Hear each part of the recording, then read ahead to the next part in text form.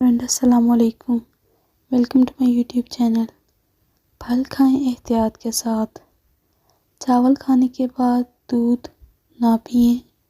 سر درد والے پالک کا استعمال نہ کریں۔ آنکھوں کی بیماری میں مچھلی یا کھجور نہ کھائیں۔ امرود کھانے کے 1 گھنٹے بعد تک پانی نہ پئیں۔ شوگر والے مریض شکرقندی اور چقندر کا استعمال نہ کریں۔ مونگ پھلی خالی پیٹ نہ کھائیں ورنہ بھوک ختم ہو جائے گی۔ کھڑے ہو کر غذا نہ کھائیں ورنہ دل اور دلی کے امراض میں مبتلا ہو جائیں گے۔